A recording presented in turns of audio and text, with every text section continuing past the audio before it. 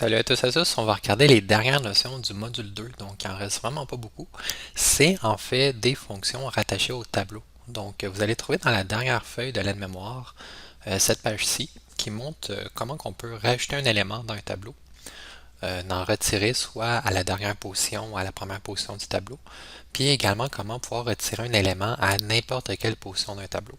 Donc dans le dernier cours, on avait vu comment on pouvait utiliser des tableaux boucler sur tous les éléments du tableau pour faire quelque chose. Maintenant, on va voir comment on peut manipuler finalement les tableaux. Euh, pour l'exemple, qu'est-ce que je te suggère de faire? Tu peux t'ouvrir Chrome puis avoir accès à une console. On va juste essayer quelques lignes de code. Donc, par exemple, ici pour le push, la première fonction qu'on va regarder, on va créer un tableau avec trois éléments à l'intérieur. Ici, mes trois éléments, c'est des chaînes de caractères. Mais rien ne m'a empêché, par exemple, de faire les mêmes manipulations que je vais faire avec un tableau dans lequel j'aurais mis, par exemple, des chiffres. Donc, j'aurais mis 5, 10, 15. Push, je peux l'utiliser pareil dessus. En fait, toutes les fonctions qu'on va voir, on peut l'utiliser sur des tableaux de chaînes de caractères, sur des tableaux de chiffres, mais également sur des tableaux d'objets. Donc, dans les vidéos, on va rentrer un petit peu plus loin, puis on va montrer avec des objets comment faire les mêmes manipulations. Mais c'est la même syntaxe, il n'y a aucun changement. Donc, par exemple, ici, ça, je me suis créé un tableau avec trois éléments à l'intérieur.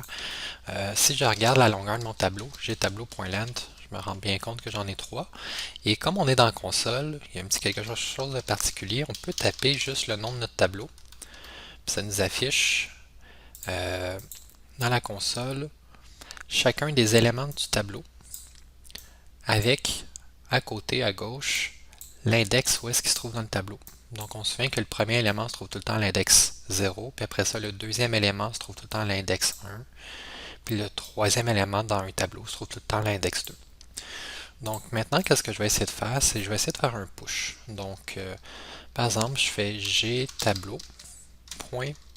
Donc, j'appelle la fonction qui permet de rajouter quelque chose dans un tableau. Et il faut que je donne comme valeur qu'est-ce que je veux rajouter. Comme par exemple, je pourrais rajouter la chaîne de caractères quatrième, comme ça ici. Et je ferme ma parenthèse, je fais entrer.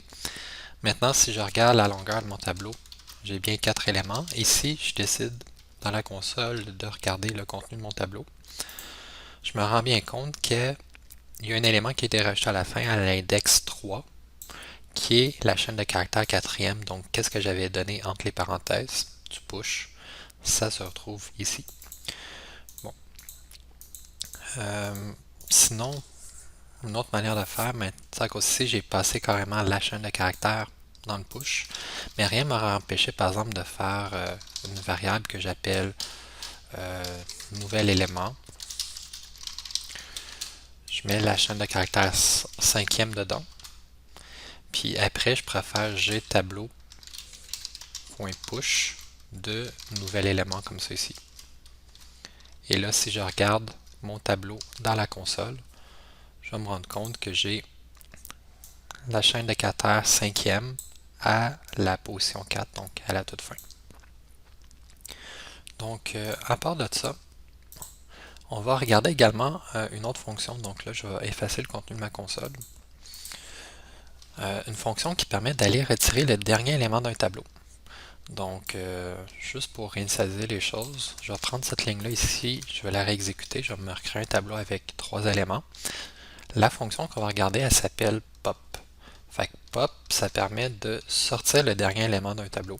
Donc, si je fais gtableau.pop, juste comme ça ici, et qu'après ça, je m'en vais aller observer le contenu de gtableau dans la console, je me rends compte que l'élément troisième, la chaîne de caractères troisième, est sorti. Donc, avant, troisième, il était à l'index 2 à la fin. Là, il n'y a plus d'index 2. Donc, je peux faire pop autant de fois que je veux. Comme là, je viens de le réexécuter une autre fois. Et si je regarde encore le contenu de mon tableau, le deuxième vient de disparaître. Une chose particulière avec pop, puis avec l'autre fonction qu'on va voir aussi, Swift, c'est qu'on peut récupérer l'élément qui a été enlevé. Donc, si par exemple, je reprends mon tableau ici, je nettoie ma console et je me recrée un nouveau tableau vide, un nouveau tableau que j'ai pas fait de manipulation dessus, puis que je fais, par exemple, une nouvelle variable, dernier élément, est égal à gtableau.pop. Si j'observe mon gtableau, je vais me rendre compte que le troisième a bien disparu, mais également pop a une valeur de retour, puis la valeur de retour, c'est l'élément qui a été enlevé du tableau.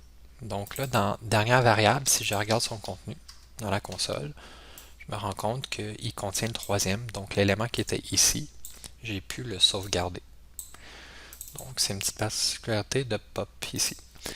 La prochaine fonction qu'on va regarder, je vais encore me créer un tableau neuf. Donc je nettoie ma console, je réexécute cette ligne-là ici. C'est la fonction Swift. Donc Swift, qu'est-ce qu'il permet de faire? C'est à place d'aller retirer le dernier élément du tableau, on va plutôt aller retirer le premier élément du tableau. Donc, même chose ici, je pourrais me faire une variable premier. Mais en premier, je vais juste vous montrer le contenu de gtableau comme à la base. Premier est à l'index 0, deuxième est à l'index 1, la chaîne de caractères troisième est à l'index 2.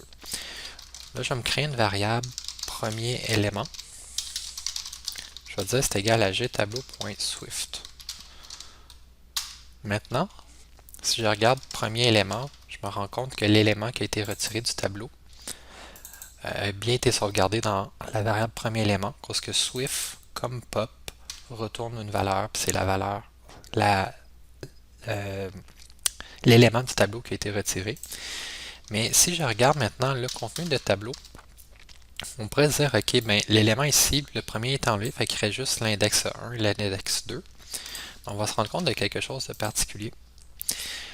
Le premier élément est enlevé, comme ici on le voit, là, il n'y a plus de premier élément, il y a juste deuxième puis troisième.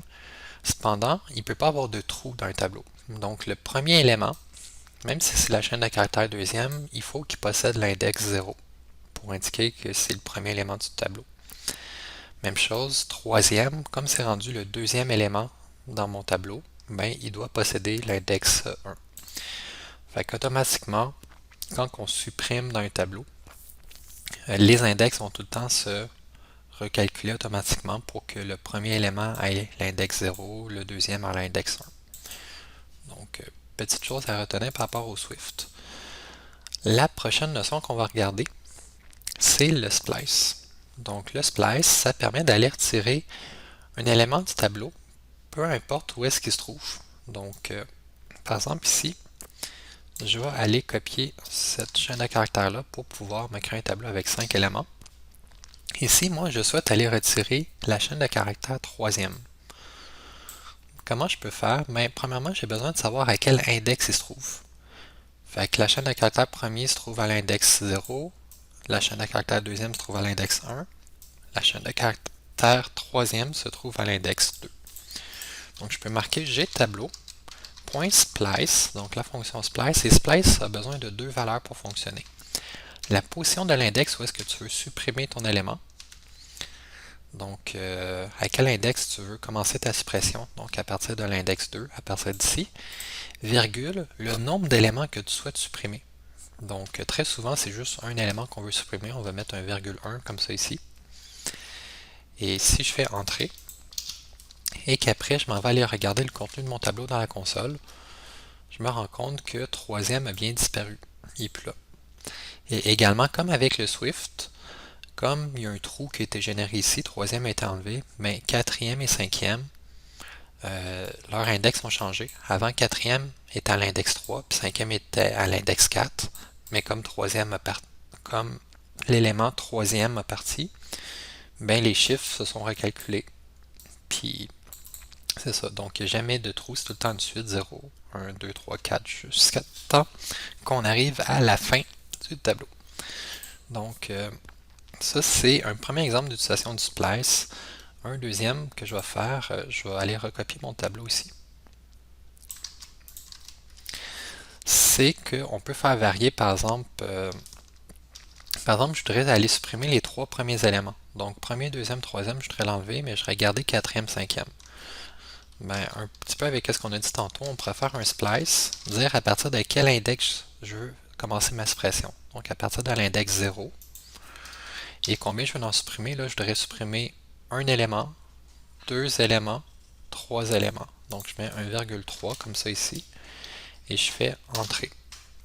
Maintenant, si je regarde mon G-tableau, il contient juste la chaîne de caractères quatrième et cinquième. Quatrième va posséder l'index 0, parce que c'est maintenant le premier élément du tableau. Puis cinquième va posséder l'index 1, parce que c'est maintenant le deuxième élément du tableau. Donc, c'est tout pour cette petite introduction par rapport aux nouvelles fonctions qu'on vient d'apprendre sur les tableaux. Là, ici, l'exemple, ça a été fait avec des tableaux de chaînes de caractères. Mais rien ne vous empêche de faire la même chose sur des tableaux, par exemple, de chiffres. Donc, par exemple, j'aurai un tableau avec des chiffres. Rien ne m'empêche par la suite de faire un push, puis rajouter un autre chiffre dans le tableau. Même chose également sur les tableaux d'objets. Donc, dans certains exemples et exercices, vous allez avoir des tableaux d'objets CreateJS comme des bitmaps ou des objets de texte de CreateJS. Mais ça aussi, on peut faire des push, des pop, des swift, des splice. Donc, je vous invite à continuer avec la prochaine vidéo.